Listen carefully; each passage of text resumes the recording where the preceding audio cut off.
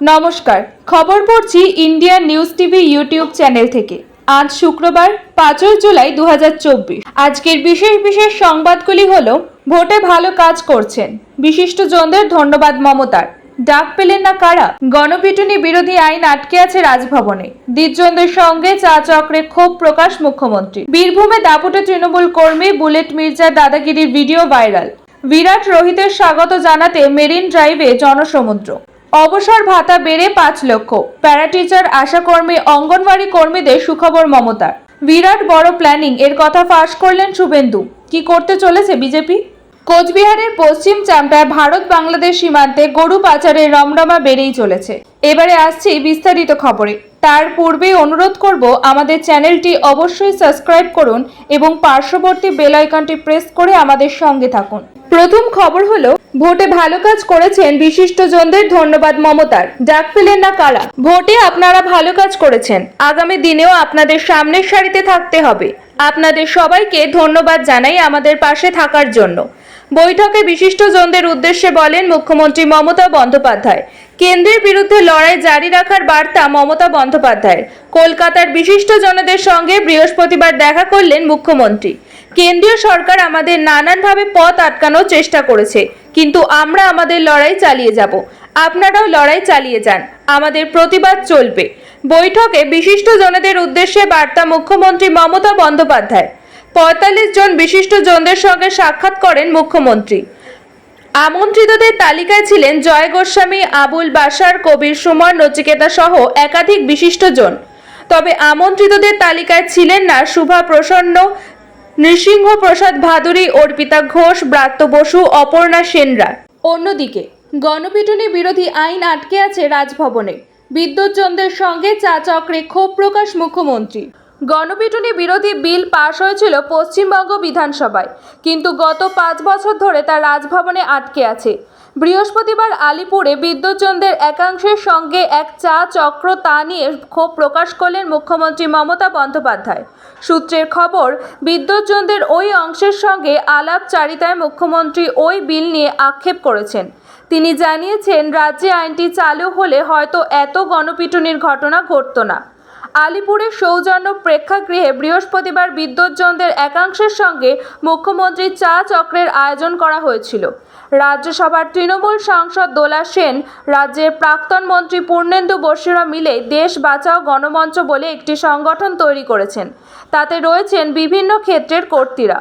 সেই সংগঠনই সম্প্রতি মুখ্যমন্ত্রীর কাছে সময় চেয়েছিল বলে জানা যায়। সময় দিয়েছিলেন মমতা। বৃহস্পতিবার তাদের সঙ্গে আলাপচারিতায় গণপিটুনির প্রসঙ্গ ওঠে।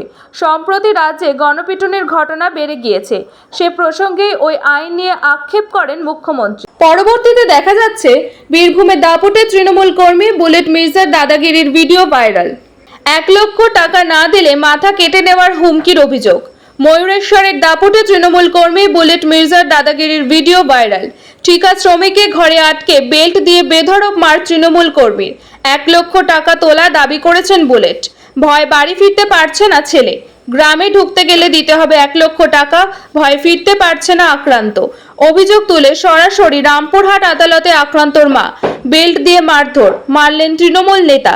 ধারের টাকা না দেওয়ার সাফাই। 2 মাস আগে মুম্বাইয়ের ঘটনা, ধারের টাকা না দেওয়ার মার। দাবি অভিযুক্ত তৃণমূল কর্মী বুলেট মির্জার।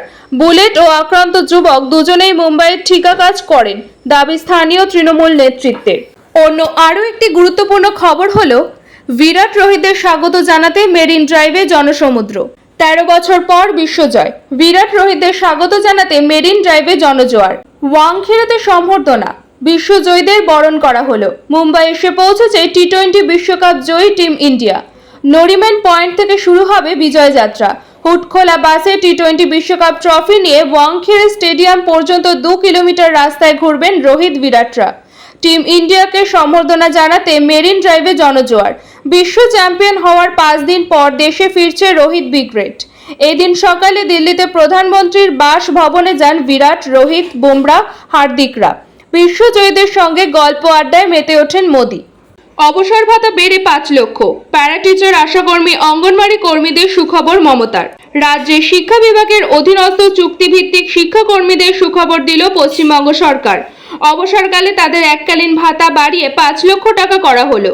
মুখ্যমন্ত্রী মমতা বন্দ্যোপাধ্যায়ের উদ্যোগে চলতি বছরের 1 এপ্রিল থেকেই এই নীতি কার্যকর হলো বলে জানানো হয়েছে। প্যারা টিচার, একাডেমিক সুপারভাইজার, চুক্তিভিত্তিক উচ্চ মাধ্যমিক শিক্ষক, এসএসকে এবং এমএসকে শিক্ষা কর্মীরা, আশা কর্মী, অঙ্গনওয়াড়ি কর্মীরাও এই সুবিধা পাবেন বলে জানিয়েছে রাজ্য। বৃহস্পতিবার রাজ্য শিক্ষা দপ্তরের তরফে এই ঘোষণা করা হয়। সোশ্যাল মিডিয়ায় ওই বিজ্ঞপ্তি সকলের সঙ্গে শেয়ার করেন রাজ্যের শিক্ষামন্ত্রী ব্রাত্য। বৃহস্পতিবার রাজ্য শিক্ষা দপ্তরের তরফে এই ঘোষণা করা হয়। সোশ্যাল মিডিয়ায় ওই বিজ্ঞপ্তি সকলের সঙ্গে শেয়ার করেন রাজ্যের শিক্ষামন্ত্রী ব্রাত্য। ওই বিবৃতিতে বলা হয়েছে, উচ্চ মাধ্যমিক para teacher, SSK, MSK teacher, academic supervisor, ASHA কর্মী, অনারি হেলথ ওয়ার্কার্স, অঙ্গনওয়াড়ি কর্মী, anganwadi helper, civic volunteer, village police volunteer, home guard volunteer, auxiliary fire অপারেটরদের এককালীন অবসর ভাতা 2 থেকে 3 লক্ষ থেকে বাড়িয়ে 5 লক্ষ টাকা করা হলো। আরেকটি গুরুত্বপূর্ণ খবর হলো, বিরাট বড় প্ল্যানিং এর কথা ফাঁস করলেন শুভেন্দু। কি করতে চলেছে বিজেপি? লোকসভা ভোটে রাজ্যে থাবার বসাতে পারেনি বিজেপি। অর্ধেকের বেশি আসনে পদ্ম ফোটানোর ডাক শোনা গেলেও রেজাল্ট বেরোনোর পর দেখা যায় মাত্র 12টি আসনেই জিতেছে গেরুয়া শিবির। আপাতত দৃষ্টিতে এটাই ঠিক মনে হলেও এর পিছনে রয়েছে অন্য সমীকরণ। তবে ফল আশানুরূপ যে হয়নি তা এক বাক্যে স্বীকার করে নিচ্ছেন বিজেপি নেতারা। এবার সেই সুর ধরেই বিরাট প্ল্যানিং এর কথা জানালেন বিজেপি নেতা ও বিরোধী দলনেতা শুভেন্দু অধিকারী। তার দাবি, ওই প্ল্যানিং ধরে চললেন 2026 সালের বিধানসভা নির্বাচনে বিজেপির জয় কেউ আটকাতে পারবে না। কি প্ল্যানিং এর কথা বললেন তিনি? লোকসভার ফলাফলকে ঘুরিয়ে যদি আগামী বিধানসভায় অর্থাৎ 2 বছর পরে তৃণমূলকে এই রাজ্য থেকে সরাতে হয়, তাহলে করতে হবে বড় কাজ, দাবি শুভেন্দুর। তিনি বললেন, বিধানসভার ভেতরে আরও শক্তিশালী করতে হবে বিজেপিকে। তাই এই দিন রায়গঞ্জের সভা থেকে সেই বার্তাই দেন তিনি। উল্লেখ্য, গোটা রাজ্যে তৃণমূল এবারে লোকসভা নির্বাচনে ফলাফল করলেও উত্তরবঙ্গ তাদের পক্ষে সমর্থন করেনি, যার ফলে সামনেই যে বিধানসভার উপনির্বাচন রয়েছে রাজ্যের 4টি কেন্দ্রে, তার মধ্যে উত্তরবঙ্গের রায়গঞ্জ বিধানসভা কেন্দ্র নিয়ে যথেষ্ট চিন্তিত এই রাজ্যের শাসক দল। একথা বলেই কর্মীদের উজ্জীবিত করার পাশাপাশি বড় বার্তা দিলেন শুভেন্দু অধিকারী। সর্বশেষ যে গুরুত্বপূর্ণ খবরটি রয়েছে আমাদের কাছে, কোচবিহারের পশ্চিম চামড়ায় ভারত বাংলাদেশ সীমান্তে গরু পাচারের রমরমা যেন বেড়েই চলেছে। পশ্চিম চামড়ায় ভারত বাংলাদেশ সীমান্তে গরু পাচারের আগে উদ্ধার 12টি গরু। বিএসএফ এর হাতে আটক 4 পাচারকারী। বৃহস্পতিবার দুপুর 2টো নাগাদ বিএসএফ এর গৌহাটি ফ্রন্টিয়ারের তরফে প্রেস বিজ্ঞপ্তি প্রকাশ করে এই খবর জানানো হয়। বিএসএফ এর তরফে জানানো গিয়েছে, বুধবার মধ্যরাতে গোপন সূত্রে তথ্যের ভিত্তিতে বিএসএফ জওয়ানরা সীমান্ত প্রহরায় অন্যান্য দিনের তুলনায় বেশি সতর্ক ছিল। জানা গিয়েছে, গতকাল বুধবার মধ্যরাতে পশ্চিম চামড়া ভারত বাংলাদেশ সীমান্ত এলাকায় বাংলাদেশে গরু পাচারের উদ্দেশ্যে 15 থেকে 20 জনের এক পাচারকারী দল একটি ছোট 4 চাকা গাড়ি ভর্তি গরু নিয়ে জড়ো হয়।